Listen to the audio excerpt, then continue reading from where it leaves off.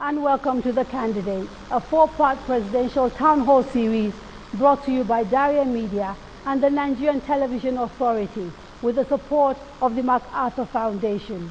These town halls represent an opportunity for you to get to know the candidates who want your vote so they can lead Nigeria for the next 4 years.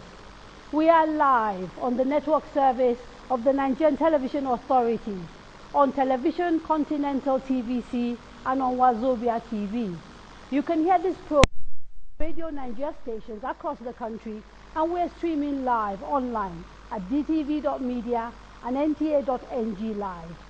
Today, we begin with the candidates of the Young Progressives Party, the YPP. Mr. Kingsley Moghalu is the party's presidential candidate. He was born in Lagos in 1963, studied law at the University of Nigeria in Nsukka, and was admitted to the Nigerian bar in 1987. He obtained a master's degree in international relations at the Fletcher School of Law and Diplomacy in 1992 and joined the United Nations in the same year. He rose to become a director and worked at the UN headquarters in New York and also in Cambodia, Croatia, Tanzania, and Switzerland. At the United Nations, he helped design a comprehensive risk management system for the $20 billion Global Fund. He was appointed Deputy Governor of the Central Bank of Nigeria by the late President Umaru Musa Yar'Adua in 2009. His bid to run for the presidency is the first time he will take part in active politics. His running mate is Mrs. Getso, 37, from Kano State. She's a political activist and an entrepreneur.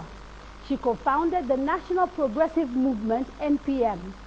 Her political pedigree includes the fact that she's the daughter of a former senator of the National Party of Nigeria, NPN, in the 1980s, Malam Abdullahi Giwa Getso. She was the deputy national chairman of her party, the Young Progressives Party, prior to her selection as vice presidential candidate. Welcome to the candidates, Mr. Moghalu and Mrs. Getso. Thank you. Now, with us tonight are also members of the diplomatic corps, civil society, political parties, and of course citizens who have questions for our candidates. I too will have some questions, but as important are also the questions that are coming from those of you watching us at home.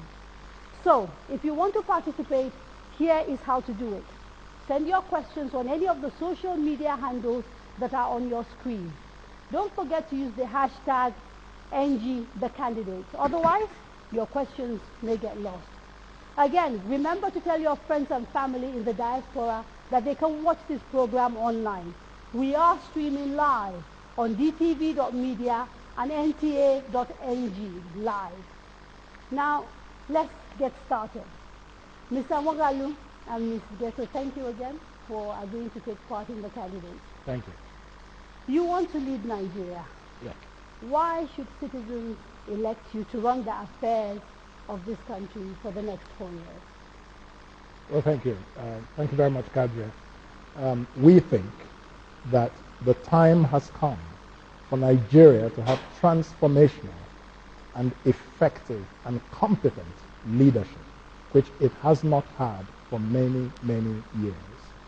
The challenges of the 21st century call for a very different type of leadership from the type that Nigeria has had over the past 20 years. We need to take our place in the 21st century. Nigeria's youth make up over 50% of the voting population. So this is an election about their future. And so their future cannot be best protected by people who do not understand their needs, people who do not understand the way they think, people who don't understand the requirements of managing modern economies in the 21st century. That is what we bring to the table. Our ticket of the Kingsley Moghalu Getso presidency from 2019, hopefully, will make Nigeria a modern nation. Now, you've talked about the issue of economics here and the fact that Nigerians are... So we kind of are clear, because you were a former CBN governor, that you do have some economic background. Sure. But your running mate, I'd like to hear a little bit more from her. about what she sees as the issues around the economy, particularly because our constitution, as you know, gives the vice president a role as the head of the National Economic Council. So if you were to win elections, she would, have to lead in that particular capacity. So I'd like to hear from her. Nigerian situation is a well-known situation to everyone, especially people that have been active in politics. I personally, what gave me the passion to join politics initially, it's not what the normal thinking of today's politician, because many of us see politics as something, as a kind of place to make money. So to become the drive is the initial thing that even leads somebody to what he's doing. So to become my drive and my passion for the love of my nation is what drives me and brought me to where I'm standing today. So when you come to economy, my background, I'm a banking and finance student, and I've been an entrepreneur from a very, very tender age. So I'm very sure, and with what Prof already have in ground for Nigeria, I will definitely meet up and I will give Nigerians what they deserve in line with what he has already designed, because I am only dreaming along with him. Okay. Now, I'd like to make this as interactive as possible, so I'm going to dive in straight away into trying to get members of the public to talk. And since we've started talking about the economy, I think we will stick to the economy for this particular section. Jubril Ahmed Na'Allah has a question on the economy. Is he around? Jubril Ahmed Na'Allah? He didn't come. Okay, no problem. We'll put the question to you anyway because he sent it in. So he sent a question to say, how do you plan to create jobs to reduce unemployment? Yeah. The jobs problem, the way my government will break the back of that problem is as follows. First of all, we have to create the philosophical foundation for a productive economy. An economy that is not productive, that relies on oil rents, cannot create jobs. So we're going to move the economy to innovation, to be an innovation-driven economy where inventions and new ways of doing things become the new driving force of the economy. That will create jobs. So how? Specifically, yes.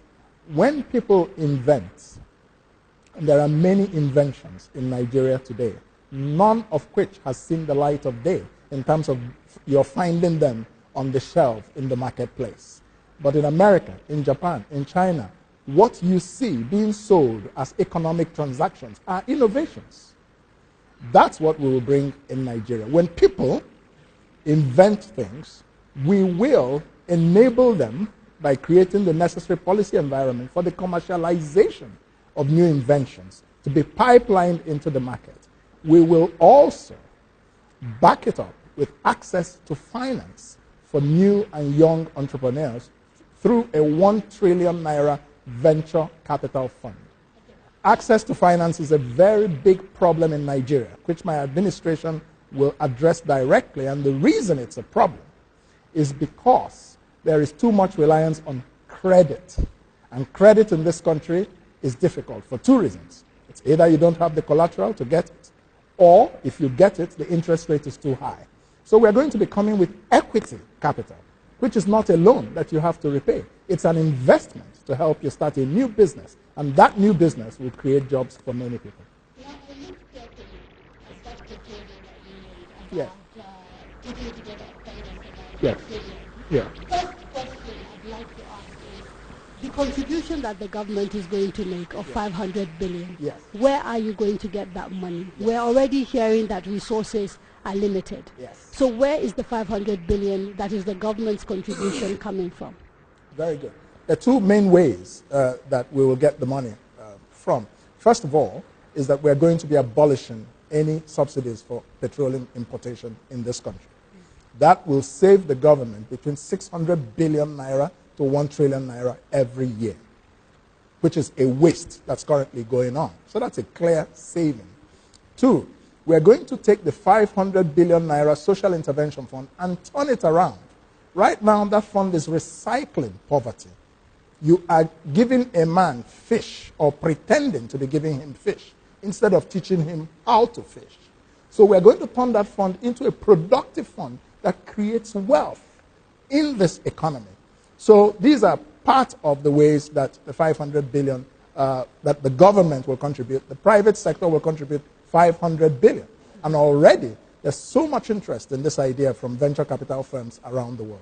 Now, I am a little bit concerned about hearing that you essentially want to take money from the poorest of the poor to give people who might be considered middle class. And for Uma, for example, that comes from the north, which is seeing a high level of poverty. I'd like to hear directly from you what your thoughts are regarding taking away funding from a program which is basically directed at the poorest of the poor and putting it in a fund that will be accessed by entrepreneurs, people that would be considered by many as privileged. At these funds, at the present stage we are today, how are these funds, especially in my typical north, how are these funds being, how are the northerners or typical ordinary man in Nigeria benefiting from this fund at this stage we are today? So I think converting those funds into a more productive way will do a lot of good to Nigerians, because the major problem we're having now is not that the funds are not there, just as Prof. Finished saying, the funds are there, is just to send them where they should go to. So I'm very sure with such kind of innovative thinking, the funds will definitely go to where they're going to go, and it will be to the benefit of the common man. May I add, if you don't mind? Yeah. When you say they're considered privileged, who is privileged? The 20 million unemployed Nigerians are privileged? We're trying to give them jobs. Yes, but you are talking specifically about targeting entrepreneurs, which is what you said, so that they can generate jobs. And so the question as well, again, is that this is also underpinned by an assumption that the problem we have at the moment is a problem of money, rather than an enabling environment to actually utilize what we already have. I mean, we do have the Sovereign Wealth Fund. Sure. We have the excess crude account. Yeah. So it would appear as if funds have been created before. And the issue is really about how to channel those funds. Yes. Okay. Let me clarify. Okay. Please. There are 20 million unemployed people in this country. A little bit on that 21 million, actually. 20.9 or something like that. The youth unemployment in this country is 54%. General unemployment is 23%. That is the bottom line. The way to create jobs in modern 21st century economies is through entrepreneurship and through starting small-scale businesses. That has been proven in most capitalist economies around the world. We are practicing capitalism without capital. So my proposal for a 1 trillion naira venture capital fund is not just a fund that will trigger a productive economy of innovation and manufacturing. It's a fund that will create jobs, because and it's aimed mostly at young people who are unemployed, but they may have a bright business idea, but they don't have to take a loan. The fund will invest in their new business. When they start their business, that business will employ 1, 2, 3, 4 people, maybe. As it grows, it will employ more people. If you multiply these kinds of small-scale businesses by the thousands and the hundreds of thousands, you're creating millions of jobs. That's how jobs are created. So that is the logic behind this, because there are 3 requirements of a modern capitalist economy to function well.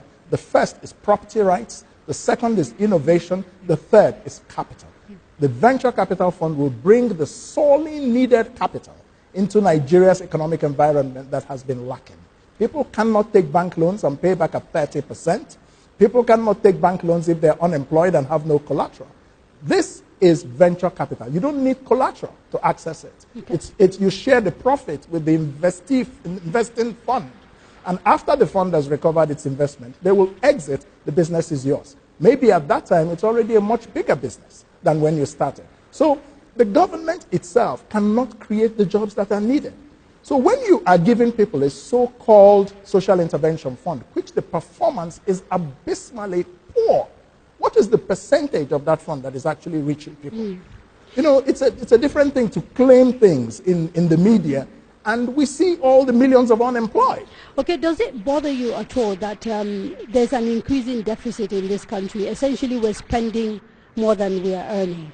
And essentially, I think your fund of $1 trillion on the surface looks as if it will be another spending more than we are earning. At least there will be a lag. How much time do you reckon will lapse between the time you get into office, setting up this fund, getting it working, and for us to begin to see the impact? Certainly, within the 4 years of my administration, the fund would have made a huge impact in the Nigerian economy. It's not going to take more than 6 to 9 months to set it up from entering into office and get it operational.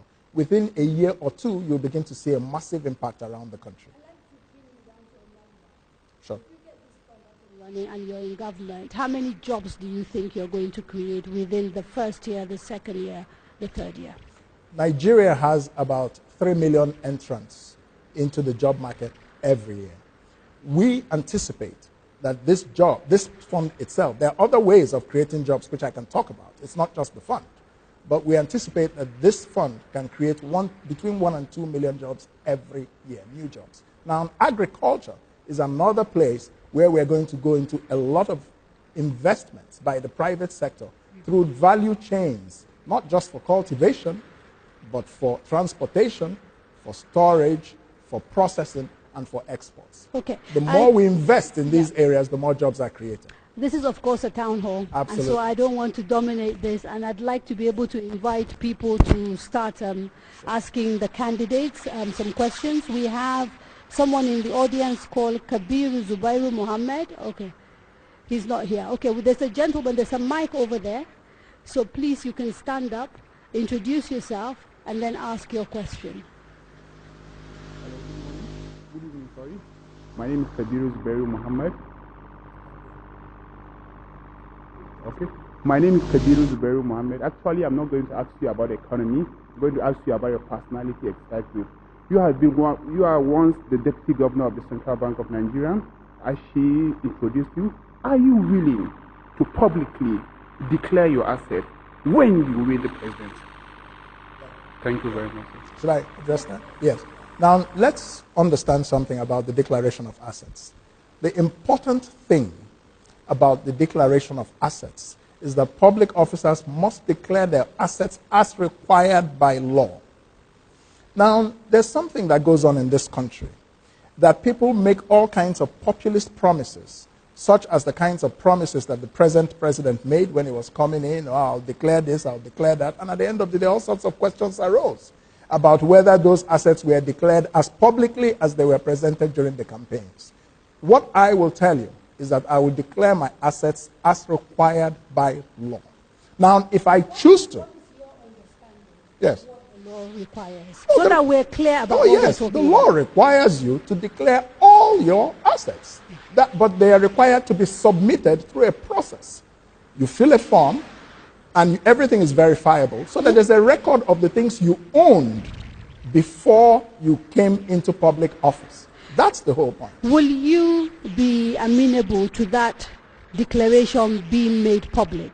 Because you know there are people who say we've declared, but we don't want people to know. I have no objection. I have no problem with that at all, because in the first place, my most important asset is my intellectual property. What about your running mate?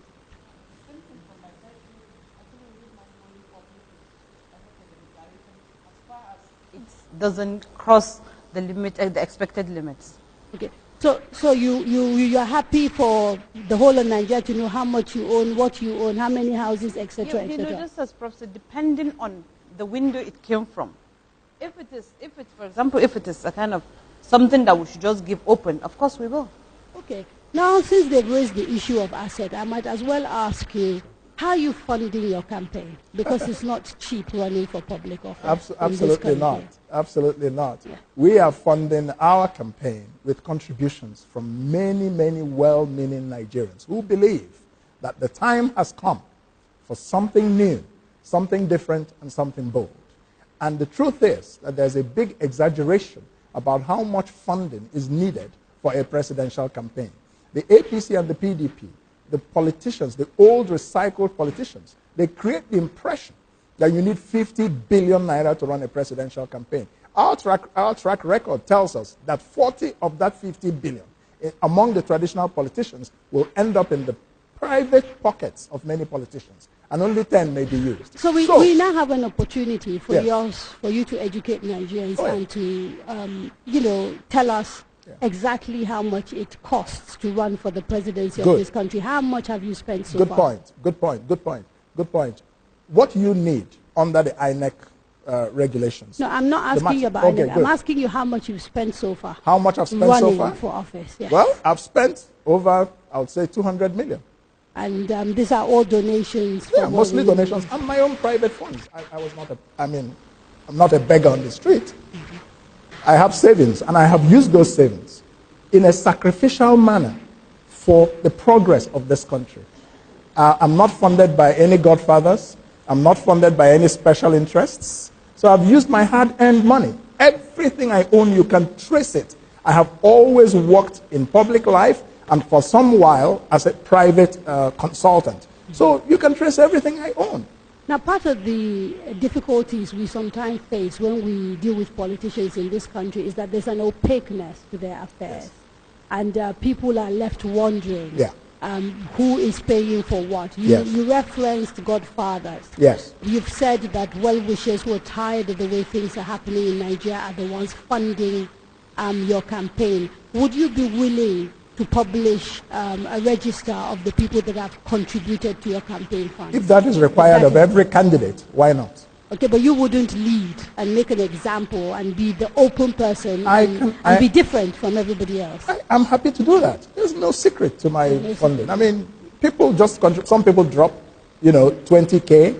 Some people drop 50K. Some people give 100K. So people just give according to their ability. And we've had a lot of these kinds of donations, and I can also share, if necessary, my own savings that I have used in a sacrificial manner. Most people wouldn't do what I have done. I have come into politics to run for the presidency, at great financial risk. I wasn't a wealthy person.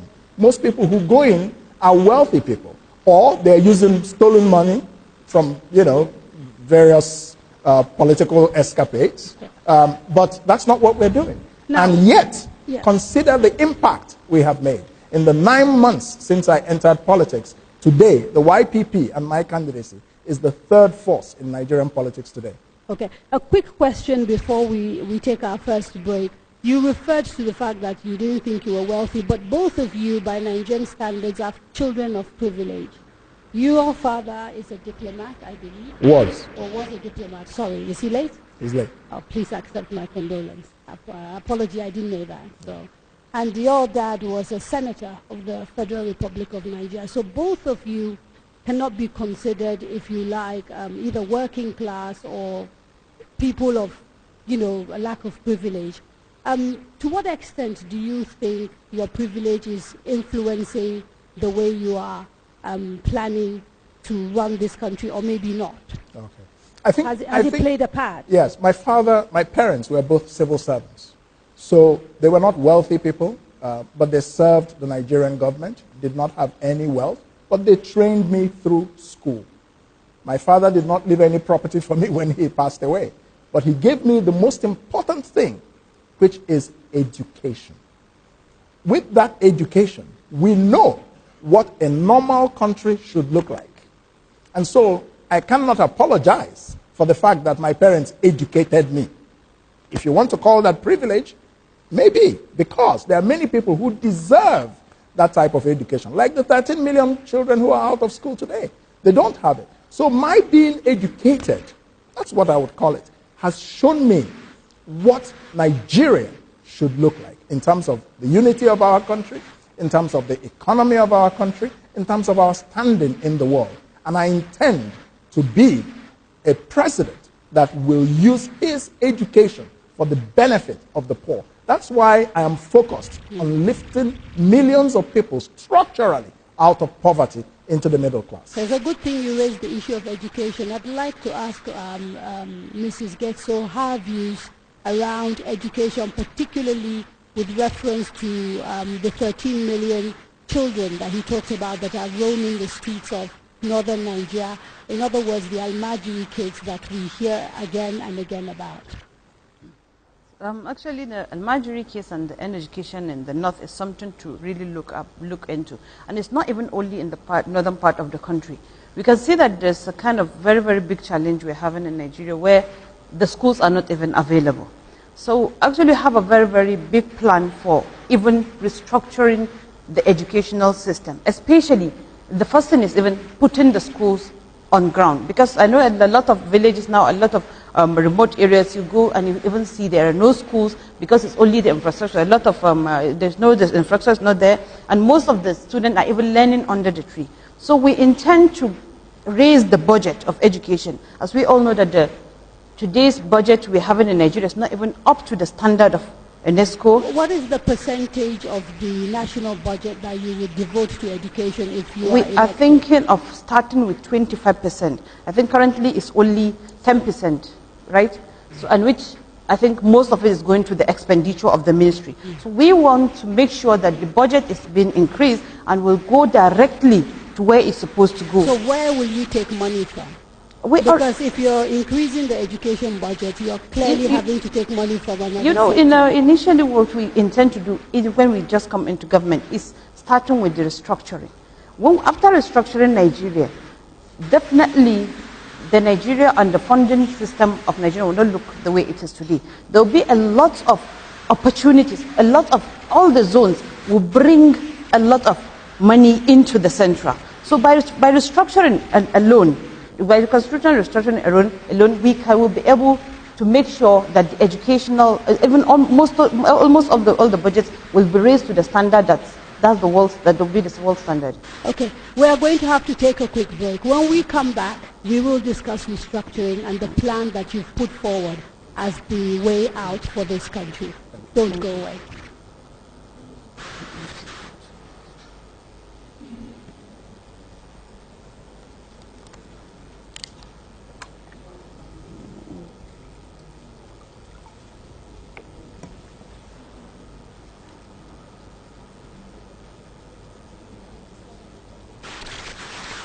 I might want to say one or two things about education.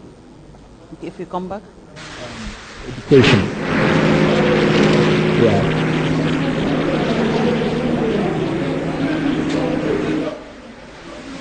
Hello? For the second one. Okay. Okay. Could you tell the doctor that he is so noisy in my ear I can barely hear them? There's a way to bring it down because it's distracting me from focusing on them. Yeah? He himself. Yeah? He's really loud. Yeah, what is this? Okay.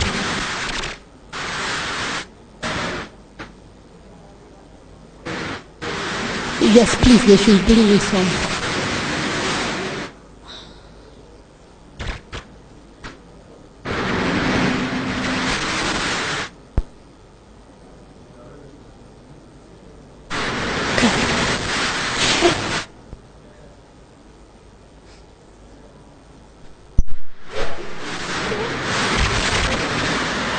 On a piece of paper, the social media handles, so I can announce them.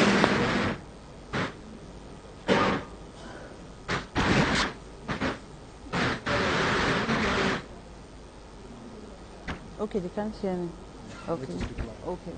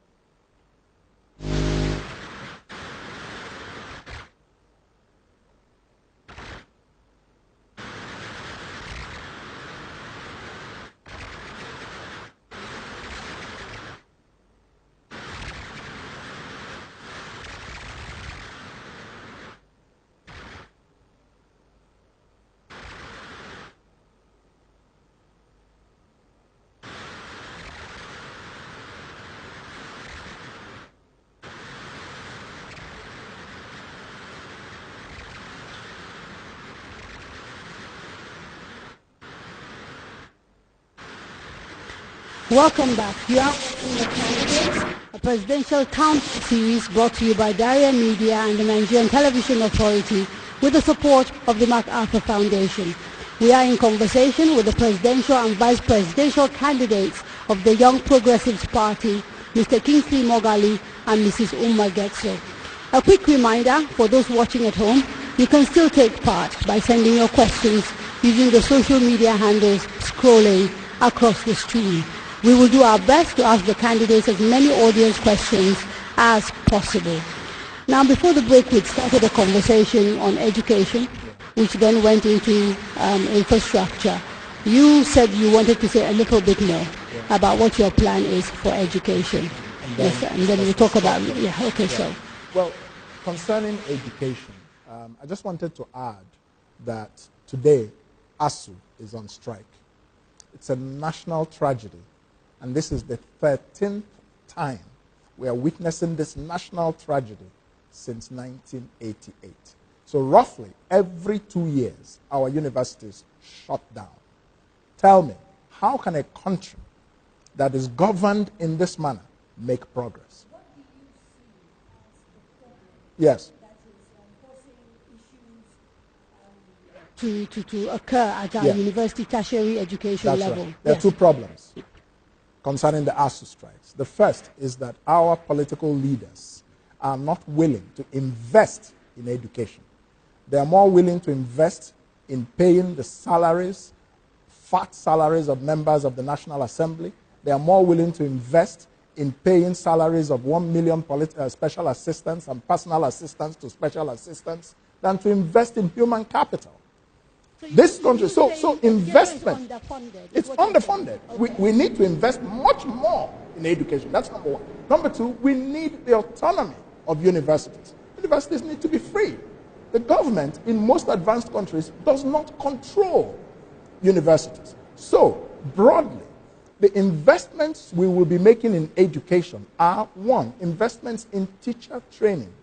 I want to be able to get Nigerians to understand. You know, education is broad. Big. Primary, secondary, tertiary. Yes. So when you talk about investment in education, break it down. Yes. Do you believe that government, for example, should fund university education? Yes. In other parts of the world, it doesn't always happen. That's right. People who go to university work hard, save, or their parents pay for them to go to school. So when you're talking about funding for education, if you could be a bit clearer about which, part of education you're talking about and what your policy is. That's right. And it would be good if we take them one by one, starting from primary, secondary to the higher education. Yes. When I tell you what we want to invest in, I will apply it to all three or anyone. Mm-hmm. The first investment is in teacher training.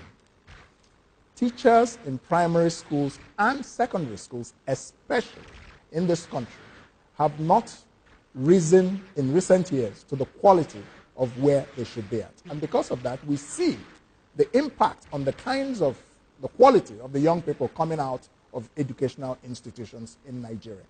In the universities, we are not investing in enough teachers.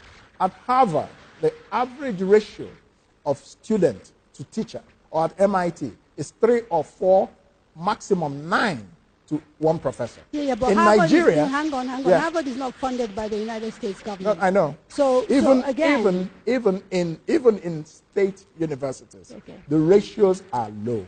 That's what I'm trying to say. Let me ask you a specific question. Sure. If you become president and she becomes vice president, that's right, will you be offering free education at all levels for all Nigerians who are able to gain admission? We will offer free education at primary and secondary school levels, subsidized education at government universities. Private universities will carry their normal fees. That's what we will do. There are many things to fund. If you will let me, I will explain to you exactly how the education sector reform will look like. I said, first of all, that we will fund teacher training. The quality of our teachers matters. We have to make sure that all the teachers in this country are recertified to make sure that they are fit for purpose. They have to be fit to teach our children to be competitive in the 21st century. We will reform the curriculum.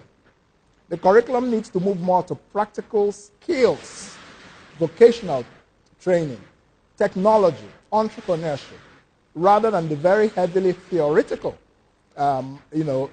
profile it has today. We will reform how children learn. We will teach our children to learn in a more original manner rather than just cramming notes and regurgitating them at exams. We will encourage them to learn in a more original way that leads them to an innovation economy. Finally, we will invest heavily in educational infrastructure. As Umma said, we have to have in every government institution, there should be no government educational institution in which our children do not have modern learning aids like laptops provided by the government. Yeah. Sure. Around how you're going to pay for this. Oh, sure. Like us to interrogate this a little bit more. But before we do, members of the audience, questions, please. 2, 3 people perhaps, say who you are, and then ask your question, and then we'll come back to the candidates. Then we have to talk about restructuring. Yes, sir.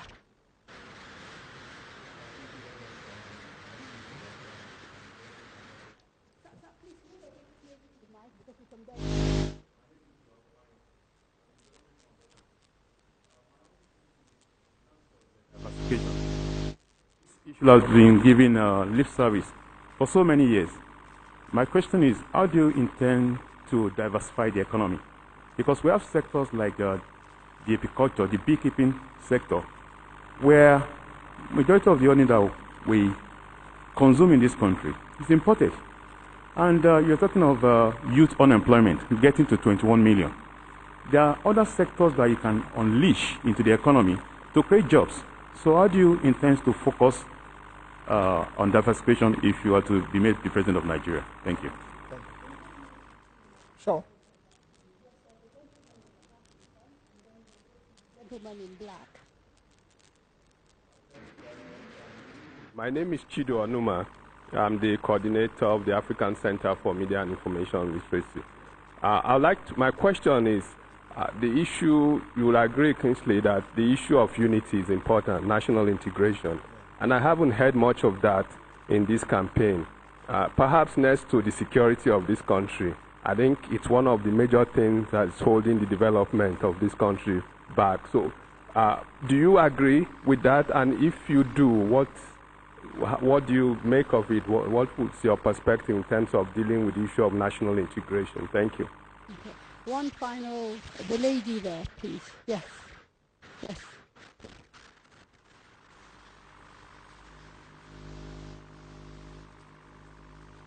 Good evening, everyone. My name is Mrs. Ibu. I would want to direct this question to Mrs. Moghalu. In the issue of education, being an educationist myself, I would want to know what your plans are to revive the education in Nigeria, one. And then also, I want you to talk broadly about your plans for reviving the Nigerian curriculum. Thank you. Reviving I want Mrs. Moghalu to talk broadly about their plan in reviving the Nigerian curriculum to meet up the world standard. Thank you. Education curriculum. The education curriculum, yes. Mm-hmm. All right. So a number of questions there, starting with national unity. Well, diversification is sort of the first one. Okay. And because we've talked about the economy a bit, perhaps we could start there. Oh, diversification. Yes, yes, yes. Oh, yes. Okay. Now, you see, diversifying the Nigerian economy can be achieved and will be achieved by my administration in many ways. The first thing that is required to diversify the Nigerian economy is the political will to move away from the politics of oil rents and to move Nigeria to an innovation and manufacturing economy. The recycled old politicians have trapped us in the worship of the god of small things, which is crude oil. Who controls it? Who controls the allocation of oil blocks? All that That is why you find a lot of our politicians paying lip service to diversification, but they spend 4 or 8 years in office, not much of diversification happens. Here's what I'm going to do. Yeah. Yes. When we're talking diversification, is also, of course, issues of resource control. Yes. So I'd like to hear what your position is exactly. regarding resource control. Yes. And who takes what. Sure. Exactly. That's what I was coming to when I talked about political will. There is no way you can diversify the economy of this country without constitutional restructuring of the Federal Republic of Nigeria. Nigeria, as it is today, is geared towards a monoproduct economy because of the command and control powers at the central government.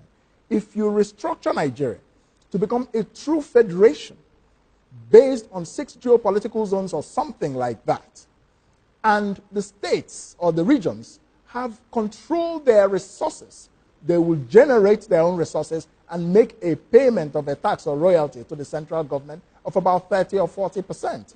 You will now find that the 6 zones will develop economically along the lines of their comparative or competitive advantage, all of which is not oil. Yeah, so restructuring and resource control is essential to breaking the back of oil dominance in Nigerian political economy. Yes.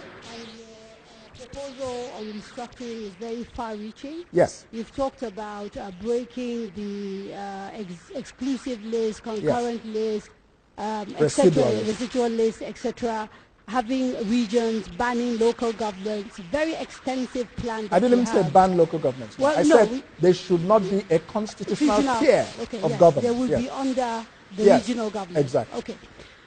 This are far-reaching reforms that will require constitutional amendments. Oh, yes. We all know how difficult that is. And so the question is, how are you, if you get elected into government, there is no indication that your party will have enough people in the National Assembly to be able to push this through. What are your plans for pushing your restructuring agenda if you get elected into office? Thank you. Restructuring Nigeria is something on which we all know today that a vast majority of Nigerians want. So let's first start from the reality. The reality is that many Nigerians want this country to be constitutionally restructured. The problem, though, is that what that restructuring is, it means different things to different people. But in my proposal, I have explained I'm the only presidential candidate who has laid out a clear and far-reaching proposal for constitutional restructuring. For me, it's not about talking restructuring just to get votes. And then maybe when you get there, you will not do it. What I'm saying is we can't make an assumption, therefore, that your proposal will get this buy-in. But you start with a vision. Okay. That's what a leader does. A leader doesn't decree that everybody must go along with him. A leader lays out a path and makes an argument for it. My proposal for constitutional restructuring is one. We must return Nigeria to a proper federation. We are called the Federal Republic of Nigeria, but we are in reality a unitary state. 2, that federation should be based on geopolitical and geoeconomic zones, not states. That's my argument. The reason for that is predominantly economic, that there is a lot of economic advantage, a lot of economies of scale that come from a regional approach to economic development rather than many states which today are not viable fiscally. We know that about 30 of the 36 states in this country today are not fiscally viable. So, third, I believe that there must be resource control. Fourth, I believe that there should be only 2 tiers of government in the Constitution, and that is the federal government and the subnational units, because in most, if not all federations, that is the way it is. There is no federation I know of in the world that has local government areas as a constitutional tier of government. The only one, which is an exception, is India. I'm still waiting to hear how you will get the buy-in. Yes, to be able but to you get talked about far-reaching constitutional changes that you are proposing. But you talked about different restructuring meaning different things to different people. So I needed to clear that up. Okay, no problem. Yes. So because people are always confused about this. So I want to be very clear about what I mean by restructuring so that you won't go and say YPP candidate talked about restructuring, but like most politicians, he didn't tell us what it meant. I will never be accused of that. Now, the fifth is that there must be a proper separation of religion from public policy in a constitutionally restructured Nigeria. I've sorted that out. Now, let's move to how. When I become president in 2019. Not if. When? When. Okay. When I become president. When I become president, here's what I'm going to do. First of all, I will sit down with the leadership of the National Assembly, because Nigeria cannot be restructured. The Constitution cannot be changed or amended without the participation of the National Assembly. We will sit down and have a leadership-level discussion where I will lay out my vision with an argument as to why it is good for this country.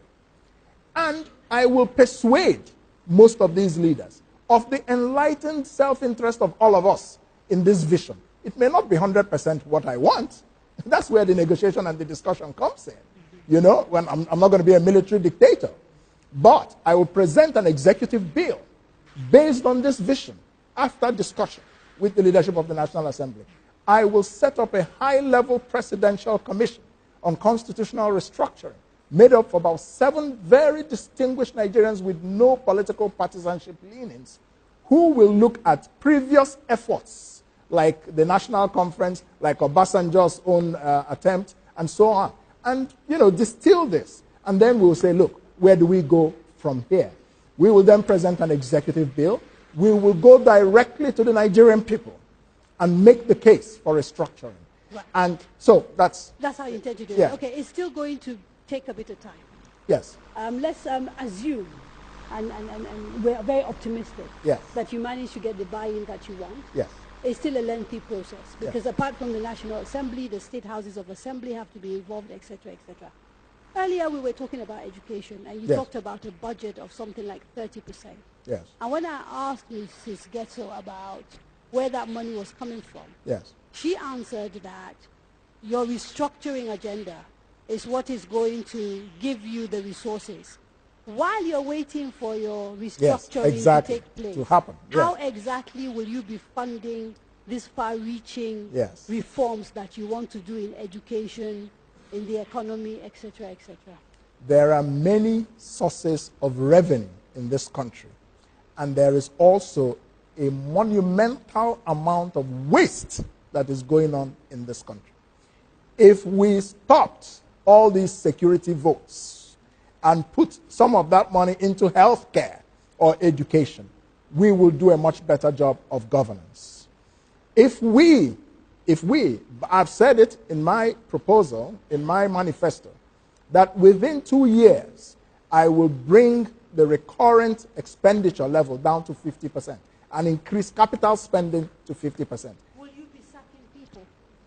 Because, no, not a lot of our recurrent yes. expenditure goes on salaries. On salaries. For civil servants. Good. Are you going to be sacking people? Are you suggesting that we should spend the rest of eternity paying civil servants and our economy is sinking? So the answer is yes. No.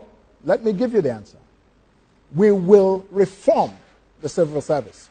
There was a report that talked about the merging or the scrapping of certain bloated, repetitive, wasteful government agencies, no political will to implement it. One thing I'm going to tell you, President Kingsley Moghalu is going to be taking a lot of tough decisions.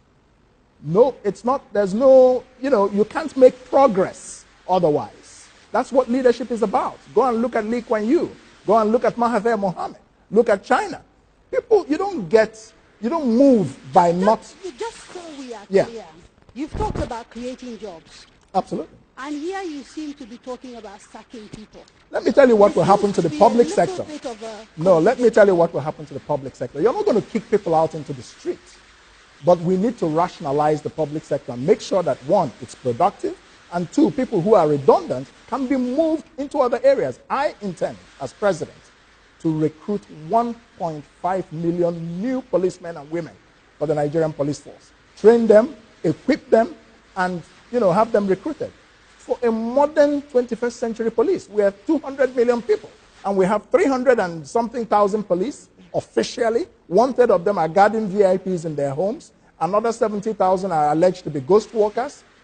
You have to invest in securing this country. So you can move some people from other aspects of the public service to security services and train them. That's one way to go about it. Some people, if you want to let them go, you don't kick them out into the street. You help them access a new way of livelihood, either with a package, an exit package, or you direct them to the venture capital fund to help them start new businesses. So there are many innovative ways of modernizing and preventing wasteful recurrent expenditure in this country.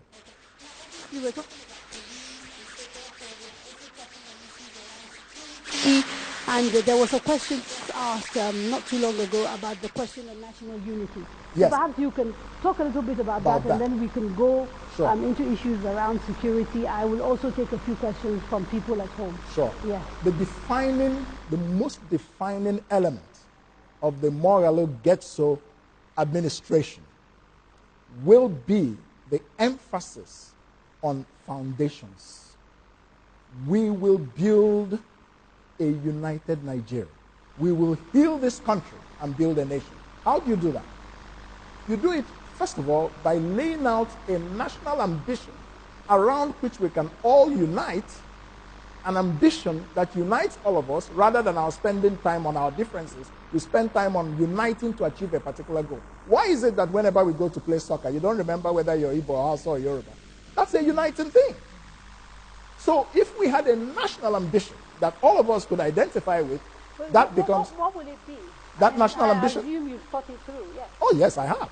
That national ambition would be as follows: that we will be the most powerful black nation on earth, that we will have an economy that is built on entrepreneurship and hard work, that we will be one people with a goal to make economic progress and live. There must be peace, security, justice, equity, and the rule of law. These are the elements of a national ambition on which we can all agree. Okay. So that's the first thing. The second thing is by running an inclusive government without sacrificing merit. Okay, because in every part of Nigeria, you have competent people. So we will find them everywhere. Nobody will complain. A federal character is not being respected, but everybody will feel included in my government. So there will be nobody complaining of marginalization in a Kingsley Moghalu presidency. It's not going to happen. Okay. Sorry, yes. in addition to that, yes. We intend to do some artificial things that are created in the present day-to-day. When you see the indigenization of a thing, I could remember when we were in primary school, we don't used to have such kind of things.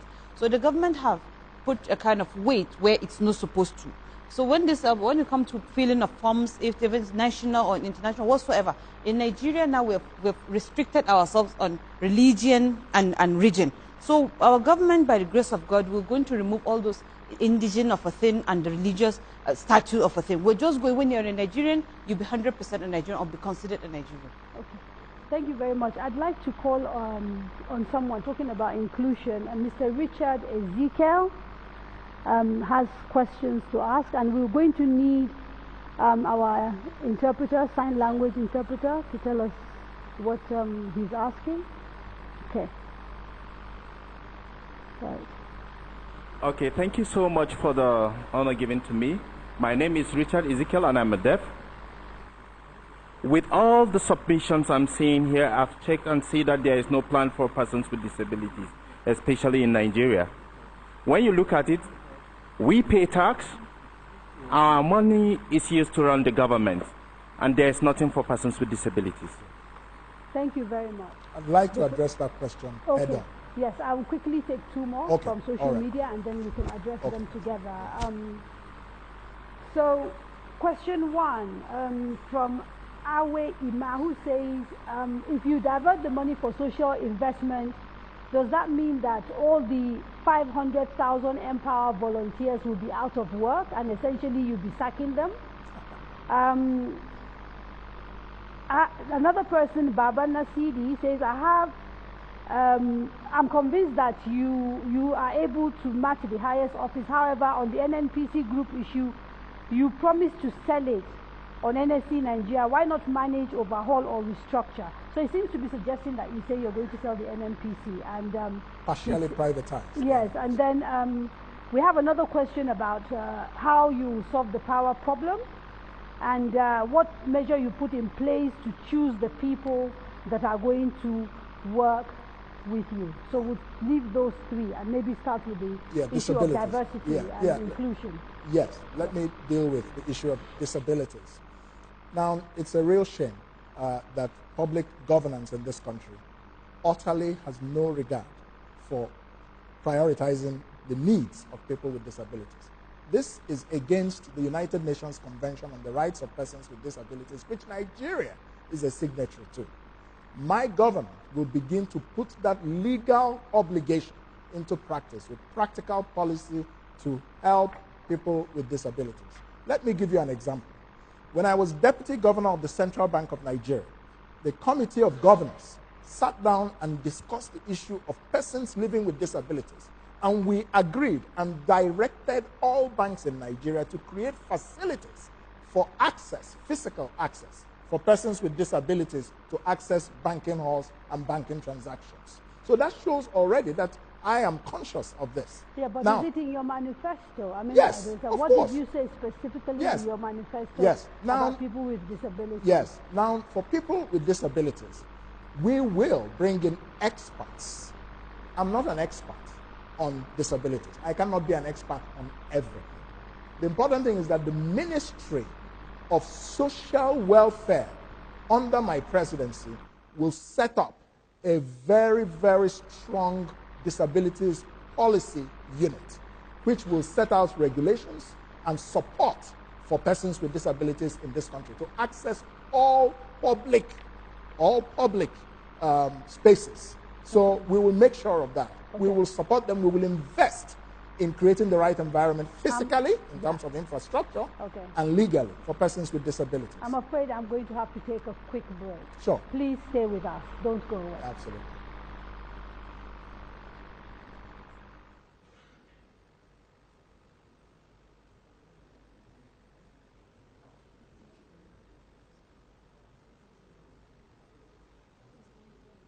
Yeah, it's okay. We have another hour.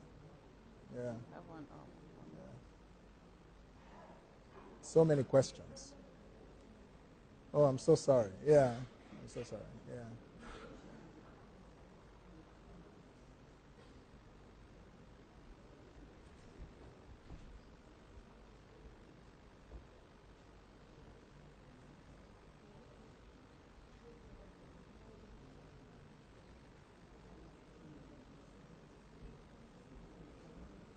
Oh, okay. Yeah. Good, thank you. Yeah.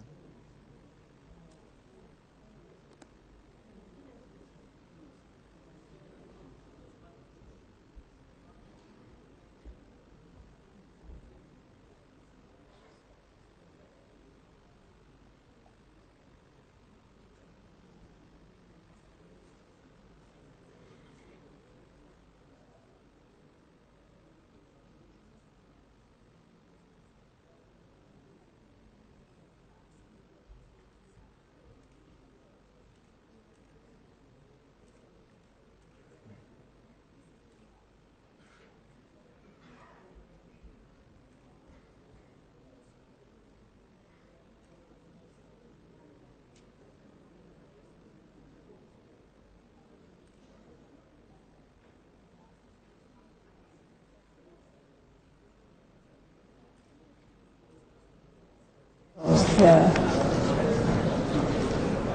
So when you get back, you continue with this, right? You continue with I've done a few. So your Twitter, from Twitter. Are you good? Are you good? I'm good.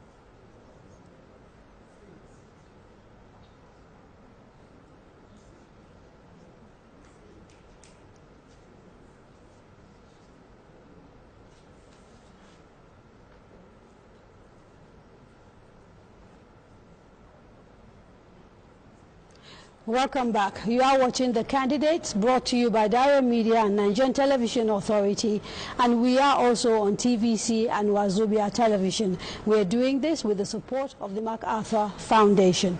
Now, before the break, we were talking to the presidential and vice presidential candidates of the YPP, and we'd started a conversation around unity and trying to heal the wounds of Nigeria. And Mrs. Getso talked about the abolition of probably things like religion and ethnicity on forms as a way of building indigenship and all that. And yet, when I look at the manifesto of your party, you talk about zoning political office. A bit of a contradiction, because as early as last year, April, you were unequivocal about the fact that you didn't believe in zoning of political offices. What happened? Have you changed your mind? Or is it a question of your party saying something else, you believe something else? Well, let me tell you, first of all, that the party's constitution had been made before I joined the party. So you joined a party that has principles and beliefs that were contrary to your own? No, not at all. Okay. The party is re-examining some of these issues, and we will have a convention to address this particular issue and make sure that there is no difference of view. You see, it's a bit problematic, though, for Nigerians, because if you're presenting a party with a certain manifesto, yes, with certain beliefs, yes, and you want to be president, yes, these are the beliefs that are determining whether people support you or not. I think, and yet, what you seem to be saying is, we want you to elect us on the basis of our manifesto, but actually, we may get into office and change I think there's an issue of interpretation here. Okay, please explain. I think there's an issue of interpretation. Okay. The YPP is not talking about like you did not understand what I was trying to say. Yes, you can. No, I'm talking specifically about what was said in the manifesto. In the manifesto, yes. Yes, specifically. Yes. Can you read it? I can try and find it here, yes, because I think I've got it somewhere here.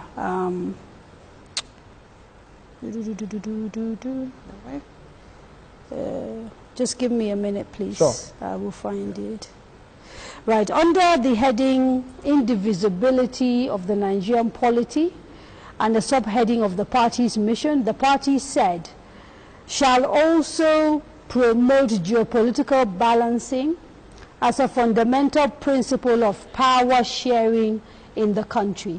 That's a direct quote from your manifesto. That is not zoning. Then you also said, hang on, the party shall uphold the principle of power shift in our party and at all level, the manifesto added. The party further espoused that it will apply the zoning and rotational principles in the sharing of political power at all levels of government and within the party. Good. Now, I have said that the party is looking at its constitution. I joined the party because I So we admit it is in your manifesto. Let's accept so that it is in there. I mean, you've read it out. Okay. Yes, but it is a living document. It's a document that's subject to change. My vision does not support zoning. I believe in meritocracy. The party, since I joined the party, remember that I only became the presidential candidate of the party in September. Life hasn't ended.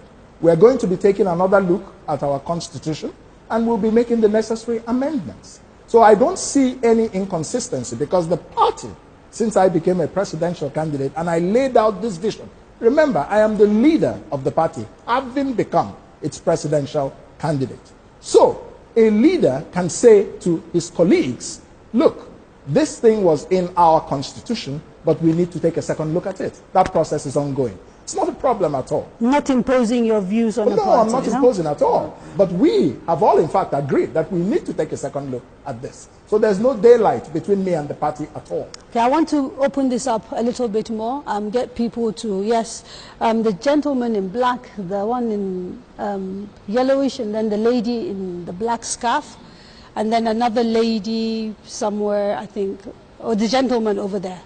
Yes. And please try and speak up. I'm the president of the Young Youth Network for Good Leadership in Nigeria. I want to draw the attention... Can you actually hear him properly? Because it's a little bit faint. Okay. My question is just simple. Will you give Nigerians light? Thank you very much. Thank you. Light. Power, yes. Power. The question of power. Yes.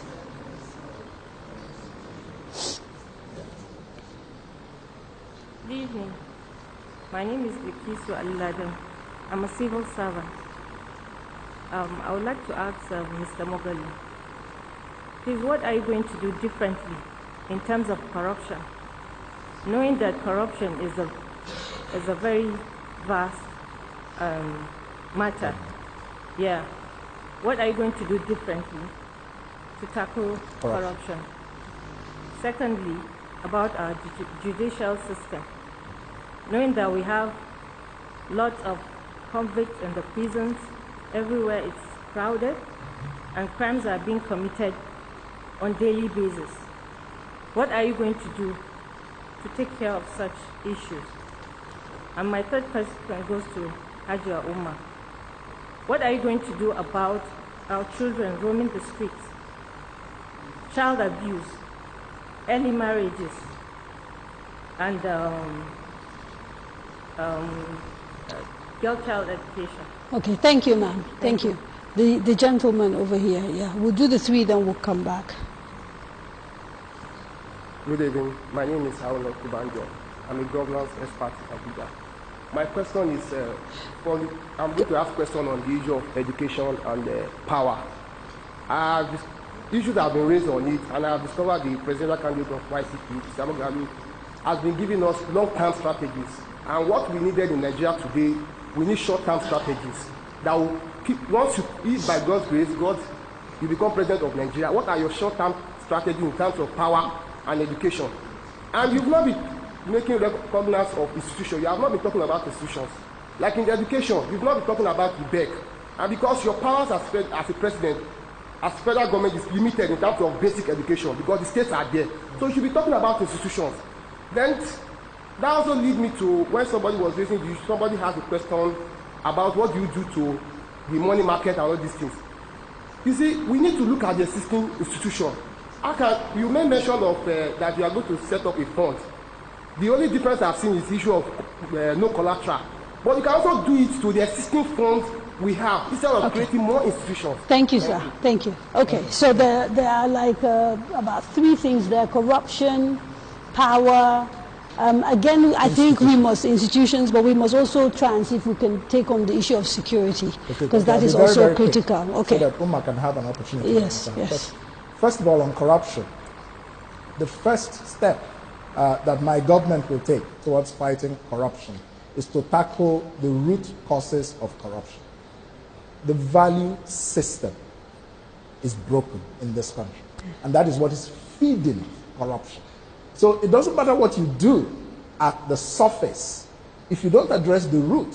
The fact that Nigeria does not have a philosophical foundation which requires a value system to turn Nigeria into a great country, a value system that all of us agree on, and we, the citizens, can all agree. It is all of us working together that will make this country work. Now, so that's number one. We're going to include the study of ethics in our schools, especially at primary and secondary levels, because that teaches children right and wrong. But while you're grooming young children and teaching them and changing their mindset, what do you do with the existing problem? The next thing that we will do is to bring transparency into governance processes. That is a proactive approach to fighting corruption. We will make sure that contract awards and budget processes are far more transparent. From the very first budget of my government, the budget will be subjected to a forensic audit before it is taken to the National Assembly. That means that we will weed out any budget padding. Yeah, that's the next thing is that we will impartially enforce accountability for acts of corruption. The fight against corruption will begin inside my government. Will you be looking at things retroactively, or would it be a question of drawing a line and saying going forward from the time I'm in government? In other words, will you be investigating people you've taken over from if you become president? Now, if any crimes have been committed under the law and they don't have any statute of limitations, the law must take its course. We have a judiciary. So you're not going to stop the work of the judiciary. That's a matter for the judiciary. But my approach to fighting corruption is forward-looking. It is to create a new environment where you reduce corruption markedly, not an approach that focuses on, looking to the past, whereby people can say you're witch hunting. I don't think that is the real issue. The issue is to create systems that make corruption difficult. And if you are found to be corrupt, that there's the political will to punish you.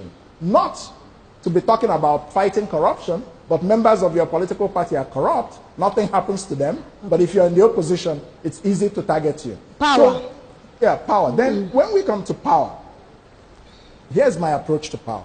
First, the decentralization of the national grid. A lot of these questions come back to restructuring. But let's not dwell on that. The decentralization of the national grid is... So mini grids spread across the country. Spread across the country. Right. That will be our approach to power.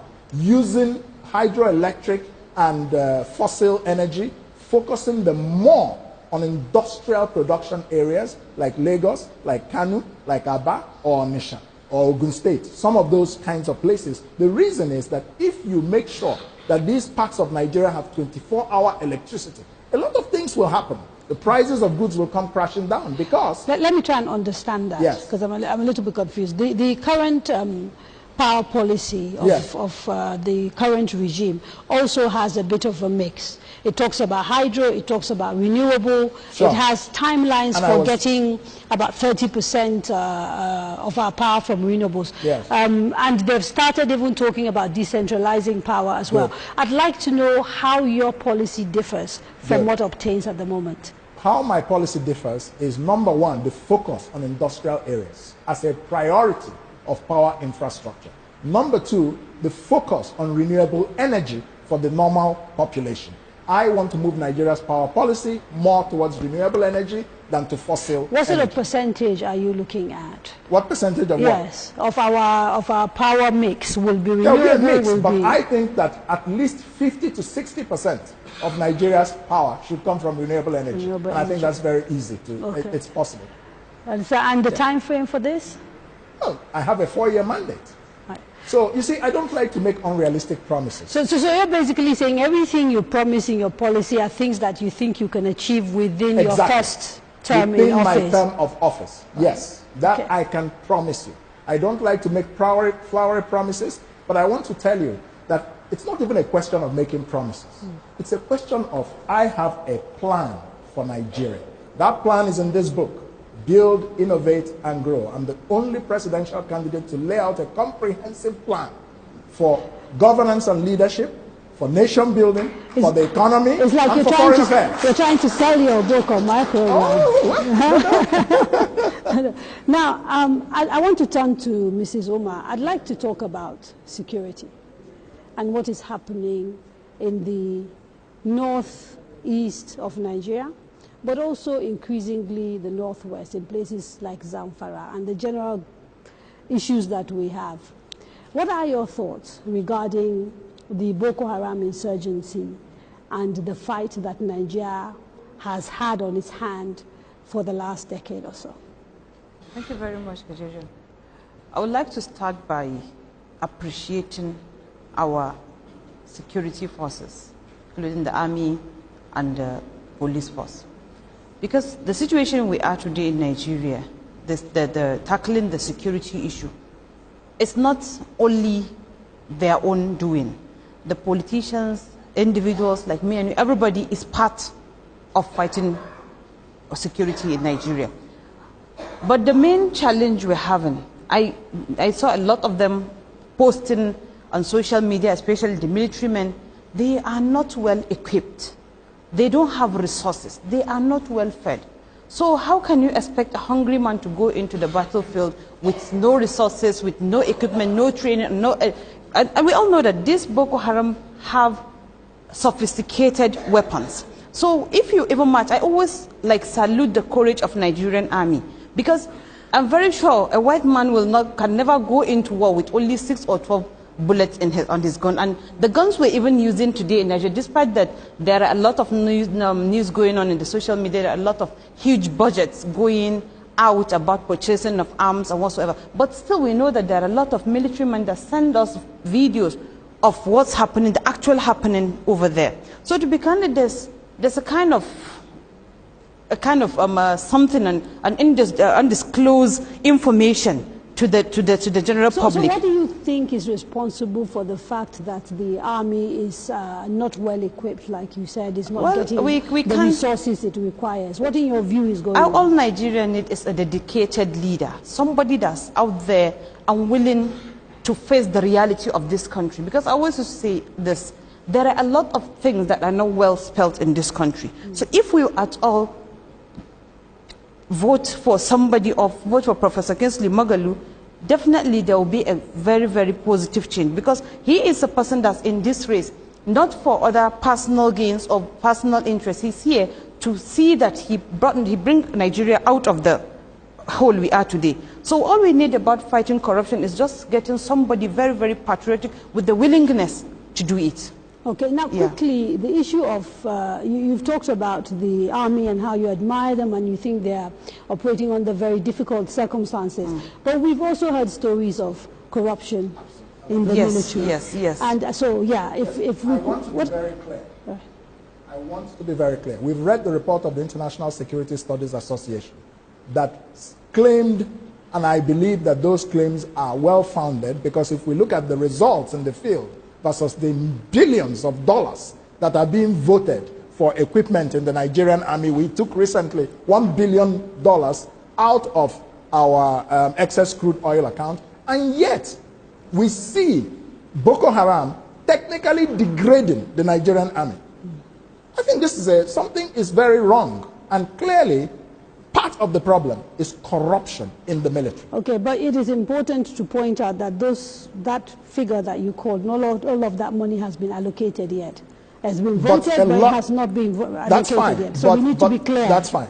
But in the past 3 years, we have seen a lot of increase in defense spending. Is that not so? We have not seen concomitant results in the field. Okay. The result is that there is a reversal against the Nigerian army, and that's why I say that the Boko Haram has technically degraded the Nigerian army, and that's something is wrong. Okay, so something is wrong. What are you going to do to fix it? If Good. You become Let me tell you what I'm going to do about it.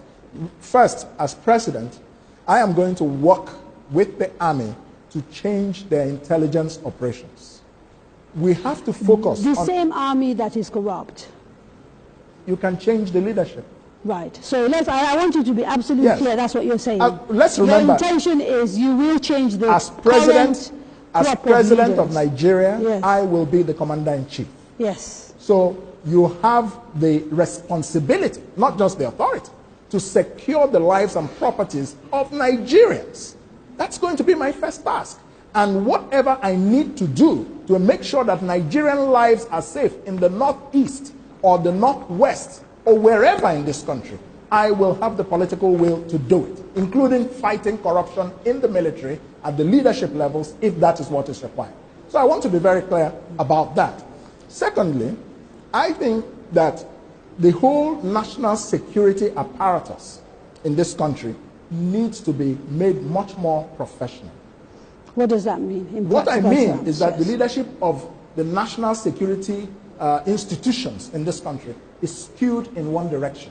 Most of them come from one part of the country. Most of them come from one religion. What does that tell me? Okay. I want to be very clear, please. Yeah. What it tells me is that there is a far more stronger interest in regime protection than in protecting the Nigerian people. Okay, so let's be absolutely clear, Mr. Moghalu, about what you're saying. Yes. When you say most of the security apparatus in this country, and I'm assuming you're talking in totality, and you've looked at the numbers in totality, what are you saying? What religion are they? What section are they from? You can't make an allegation like that without backing it up. Thank you. Thank you. Thank you. Now, listen, let me tell you that there are about 17 or 16 national security agencies. When you talk about the police force, you talk about the state security services, you talk about, you know, several civil defense and so on and so forth. Several of these things. So you're talking about the leadership here? The leadership, please. Right, okay. Yeah, I'm just talking about the leadership. Okay. Who head them, those who head them. Right. So when you look at it, you don't see, what you see is a certain tilt in a certain direction.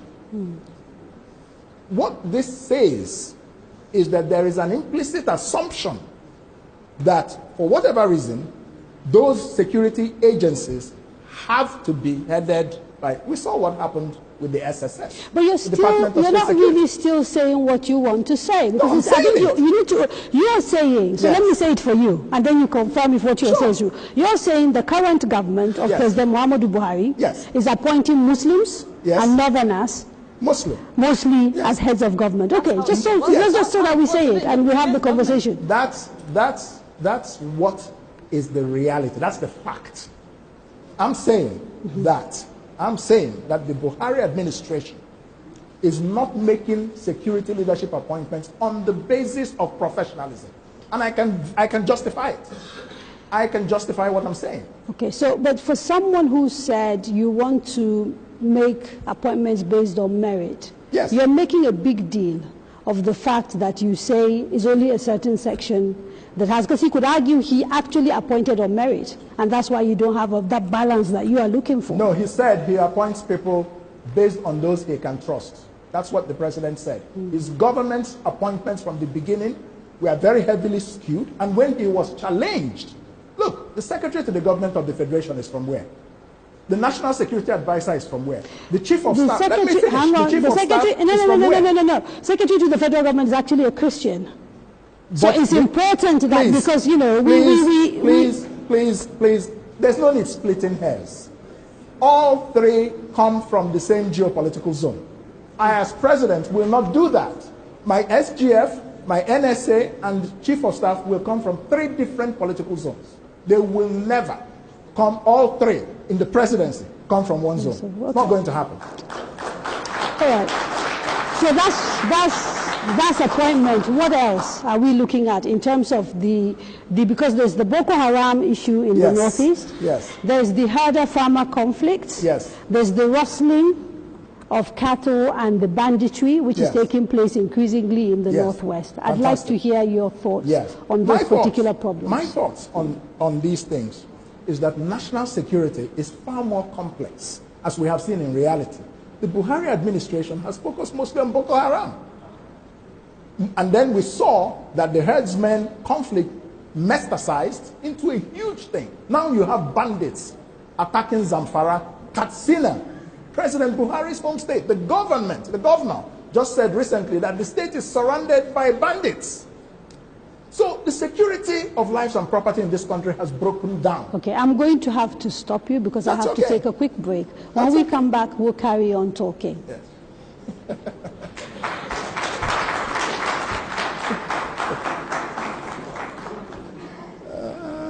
Nigeria.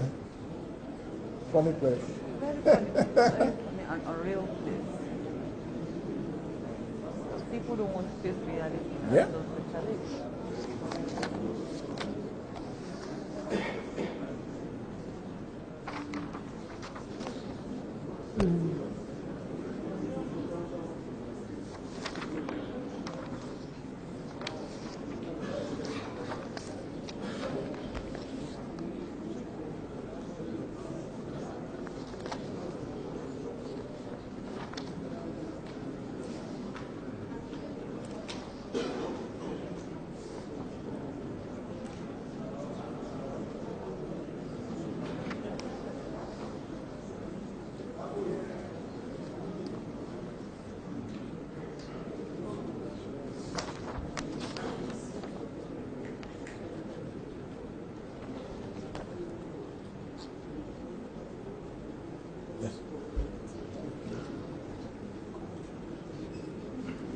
Oh, yes.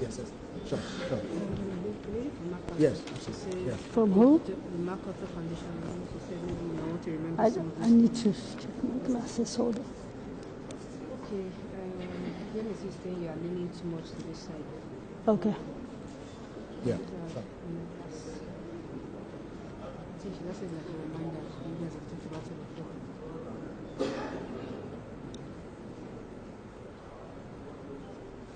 Okay. Yes.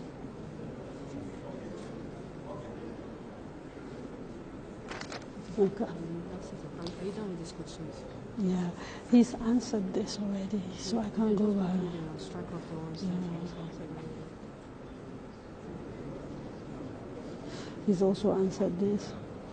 He's answered this.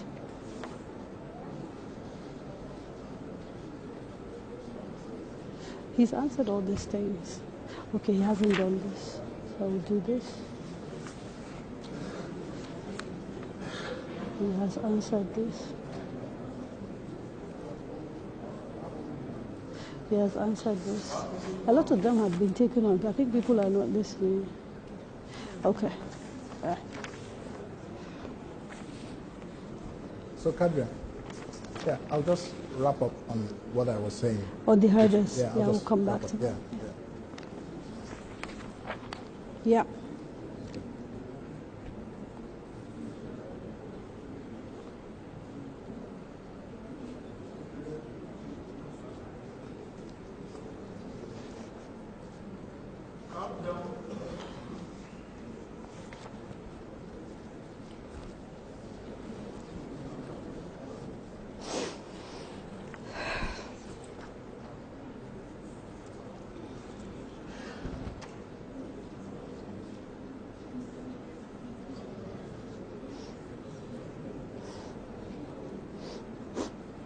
I don't have it here. Yeah, I don't have it.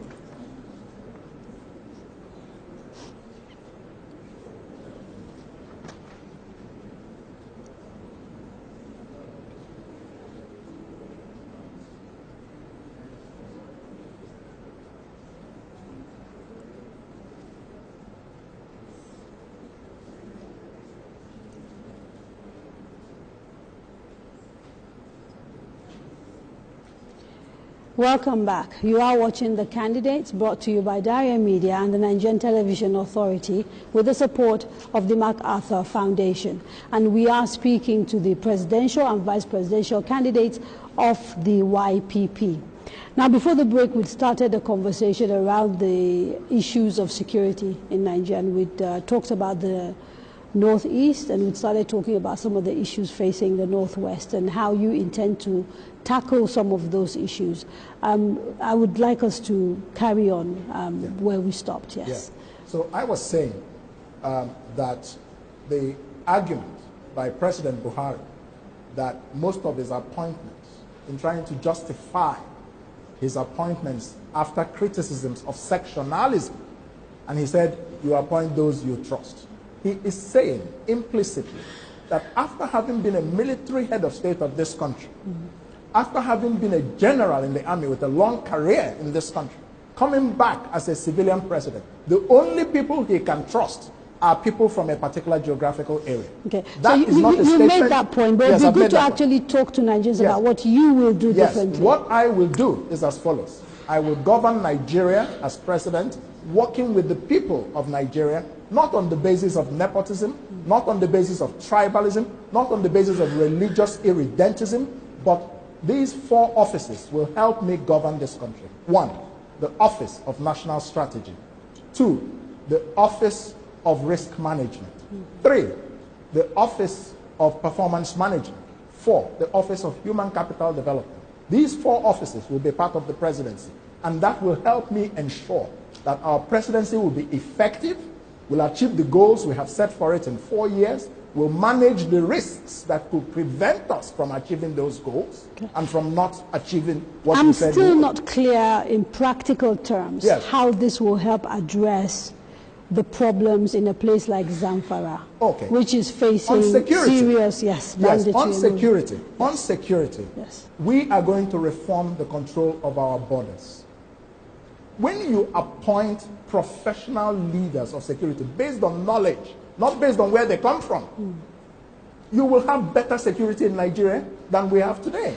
When you secure our borders Our borders are not secure. No, hang on, Mr. Moghalu. Not to keep interrupting you, but there seems to be almost an implication there that the insecurity issues we have are foreign. Are from outside Nigeria. And that if we secure our borders, suddenly Nigeria will become a land of milk and honey. And actually, we happen to know that the issues we face, despite maybe not wanting to admit it, is caused by our local people. Certainly in a place like Zamfara, where I come from, it is our children, our people who are causing the havoc. Border security is only one of several, a mix of security issues. Okay, so I was specifically asking about the trouble in the northwest. In the northwest. Yes, the banditry, the rustling. The banditry is... And then I also then want you to talk about the farmer-herder clashes as well. Okay, the banditry in the northwest is caused fundamentally by the fact that Nigeria is not in control of its territory. That's what I'm saying. The Nigerian government today is not in control of the territorial integrity of this country. That's why you have banditry in Zamfara and Katsina. That's why you have the herdsmen. That's why you have the Boko Haram. Of all these, the Boko Haram are operating partly across borders. President Buhari told us that the herdsmen conflict is caused by people who came from Libya. If that is the case, how did they cross our borders? Okay. Then the thing in Zamfara, let me finish. We don't have an effective police force. That's part of the problem. So for you, this issue is essentially a policing issue. There are no other underlying issues the way you are presenting it. In the case of the herdsmen, there are underlying issues like desertification of the north, which is putting pressure on herders to move southward in terms of looking for grazing lands.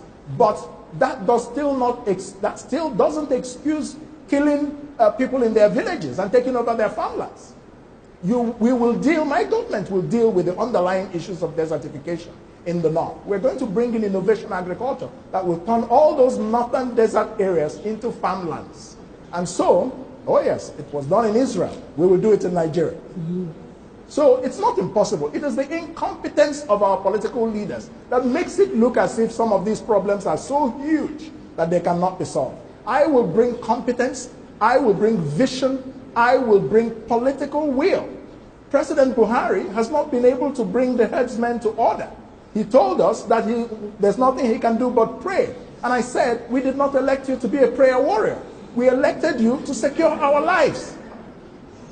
Let me be quite specific with this question. Sure. In terms of the issue of a section of the country, in this case the north, that has high levels of poverty, do you see a correlation at all between insecurity and poverty, like some people say, or not? And maybe I see you nodding your head, Mrs. Getso. I'd like your take on that.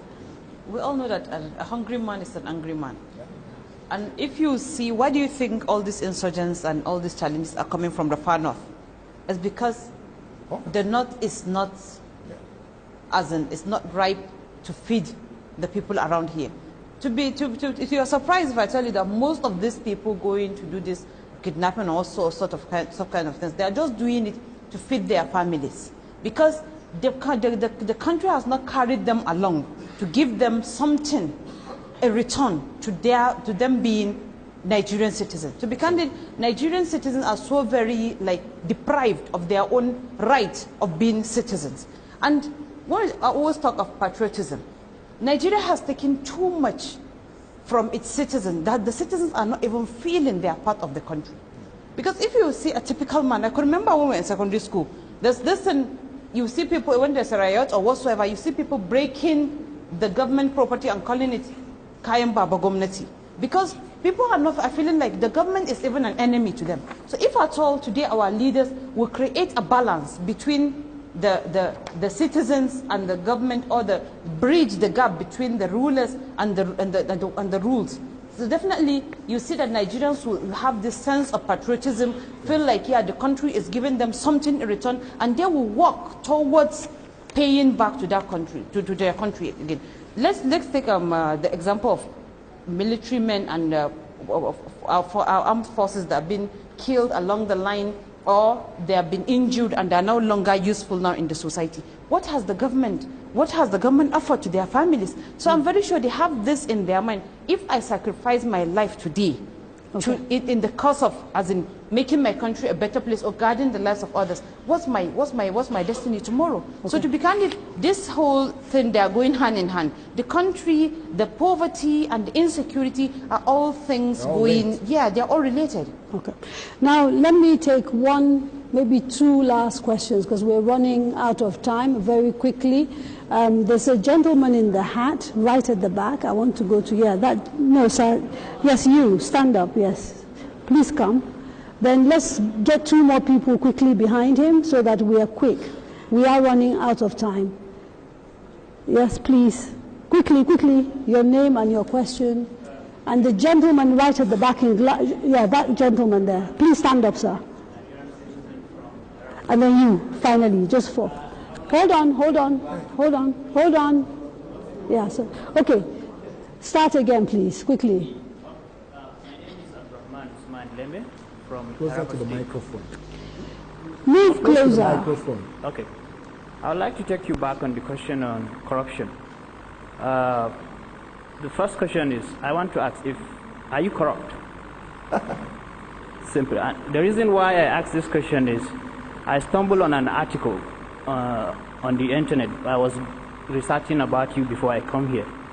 So in 2014, when the then CBN governor, your ex-boss, was sacked by Goodluck Jonathan, you granted an interview with the Independent newspaper. And in that interview, you seem to have endorsed that suspension by the then president. And you cited in the interview, you said the then CBN governor has assumed a role of a political activist. I'm not sure if I got it correctly. Yeah, okay. So I want to know if, in retrospect, after you've left power and we've seen all the revelations, because the then CBN governor was suspended, he said, because he exposed corruption in the central bank. And you seem to have endorsed that suspension. I want to know if you still believe in that. Thank you. The person, no, I can only take one. I literally have 10. I have 10 minutes. A few more people want to talk. Thank you very much. Sorry. My name is Usman Jawun. I'm a lawyer. Now my question is still on security, and so I would like to know your take on the fact that some section of the society, say Hamza Al-Mustafa, for example, recently said that the security in the northwest and the northeast is largely due to the fact that there is economic economic well-being potentials in those areas. And so do you believe in that? What's your take on that? Okay, thank you. Yes, sir. Quickly, please. And then we'll come back to you. All right, my name is Akin Alufa.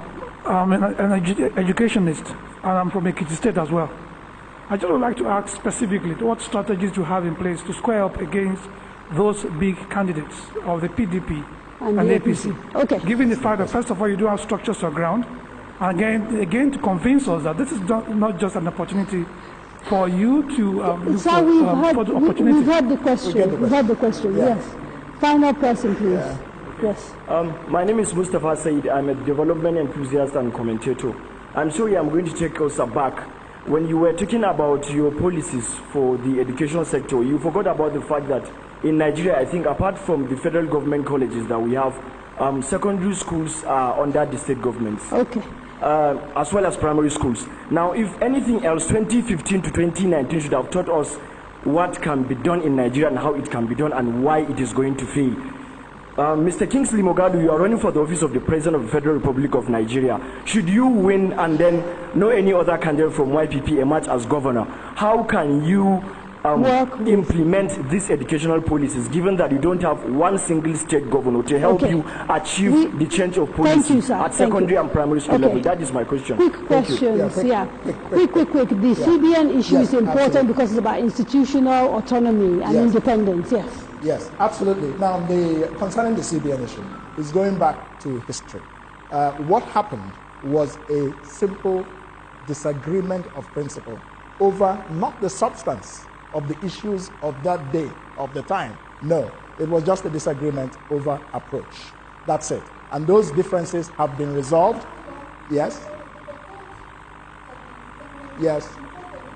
Yes. And I quote, you said the lesson that can be drawn from it is the limits of central bank independence. Yes. There's a very thin line between central bank independence and political posturing. You seem to imply in that quote that independence has limits. And in a country where we talk about weak institutions and the fact that we need to grow strong institutions in order to ensure that politicians do not railroad those institutions, it's a bit odd that you talked about limits to independence. Let me clarify. Okay. The quote itself tells you what the issue was about. The issue was not about whether I was endorsing corruption or not. Somebody asked a question. Of course I'm not corrupt. If I was corrupt, I wouldn't be running for president of Nigeria with the zeal and the passion and the kind of campaign I have run across this country, the sacrifice I have made. So of course, that question doesn't even begin to apply to me. But as president, will you be limiting the independence of the central bank? Because that is what you seem to be saying in that interview. Please. I believe wholeheartedly. In fact, my criticism of the central bank today is that it has lost its independence. So obviously I believe in the independence of the central bank. And the achievements that we recorded under the leadership of Sanusi, both in areas of economic policy, managing inflation down to 8%, the achievements we recorded in stabilizing the banking sector after the global financial crisis, in which I led the implementation of those reforms, those achievements were recorded because of the independence of the bank. There was a specific situation at the time, period. There was a disagreement about approach, not about the substance. And that disagreement has since been discussed and settled between me and my brother and my friend. People may wish to go into all that, but hang on. You understand why? Because the issue was not a private issue. It wasn't an issue between you and your brother. It was an issue that was a national issue. Then I took a position. Yes. I took a position of principle. Which was what? Which was, at the time, from the quote you said, about central bank independence is limited. That I felt at the time that we were going into a little bit of political activism. That's all. It was a matter of interpretation. Okay, let's move quickly to the other questions that were asked. The gentleman who says you don't have anyone in public office, if you are voted, you don't have governors. Yeah, really, So he said we don't have government, but we do have gubernatorial candidates all over. I'm very sure even APC today doesn't have 100% governors in all across the 36 states. Exactly. So he can't say, you can't predict. It's like you're making a predictions. So how many? We have over 300 candidates. 16 candidates for governor, 22 candidates for Senate, 55 candidates for House of Reps, and nearly 200 candidates, or more than 100 and something candidates for state houses of assembly. Many of them will win. Definitely. Therefore, the YPP will be part of the structure of the government of this country in 2019. Let there be no doubt about it. So we are a real political party, a movement of real people on the ground. The YPP is not a special purpose vehicle for anybody's presidential ambition. We are not a briefcase political party. We are not an internet political party. We're a real movement with real followers. And you will see it when the election results come. Okay, so there was a question about how you're going to fight the two major parties, and I want to add to that very, very quickly a question from an audience member, a guy called Oluhemse Augustine Akigbe. He said, why did you not work with other parties to produce a single alternative candidate to give yourselves a better chance of taking on essentially these two big parties that we're looking at? Well, first of all, I want to be very, very clear that we will defeat President Muhammadu Buhari at the ballot box in February. Okay. Let's please. I want to be very clear. Please. The reason is simple. Okay. The reason is simple. People are tired of the old recycled politicians in this country. So APC will go, and the PDP is not an option because they too have failed. You don't jump from frying pan to fire. What Nigeria needs now is a modern, technocratically competent presidency with a world view of transformation. Okay. That's what we need. We don't need old recycled politicians. And if you lose, will you accept the results? Because you do have a history of not accepting results of elections. No, you're wrong. You are wrong. I tell you, and I put it to you, as the lawyers would say, you are flat out wrong.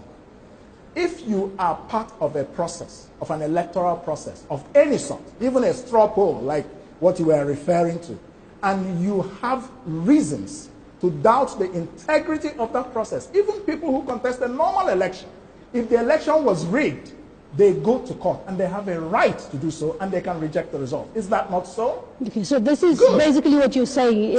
If these elections happen and you lose, what happens?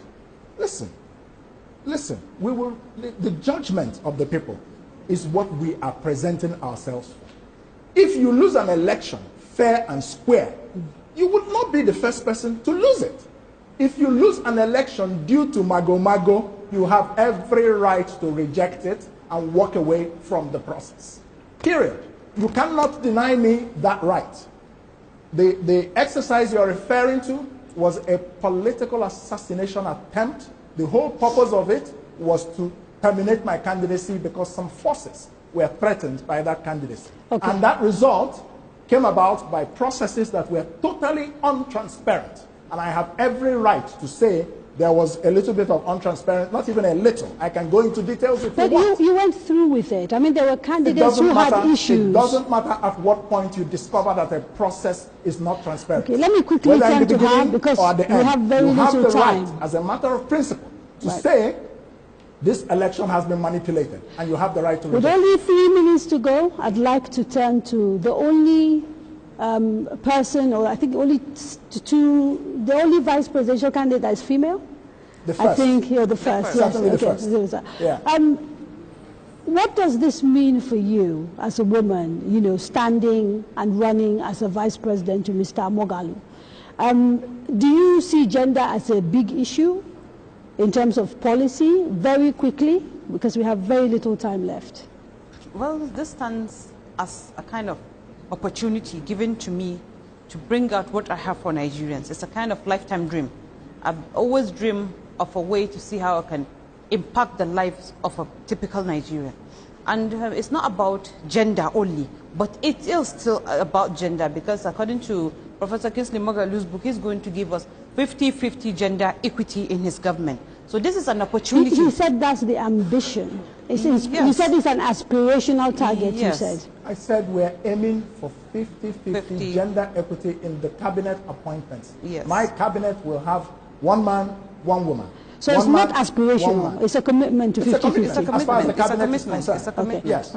Yeah. So, of course, this might look at gender, because it's not even only about gender. We're looking at giving people that have what to offer to this country an opportunity to come forward and help us build a real nation, because we know that Nigeria today is not being real in all its dealings. Thank you very much. Sadly, we've run out of time and have to leave it here. Thank you very much, Mr. Moghalu and Mrs. Getso, for making yourself available to Nigerians. The next edition of The Candidates will take place, God willing, in exactly 7 days at the same time, 7 to 9 p.m. It will be a live show once more, and we'll be talking to the presidential and vice presidential candidates of the ruling All Progressives Party, the APC. Join us as we provide a platform for Nigerians to ask the president and vice president questions on their performance in office and why they deserve to be re-elected. Please join us as you did today, and we all wish you a very good evening.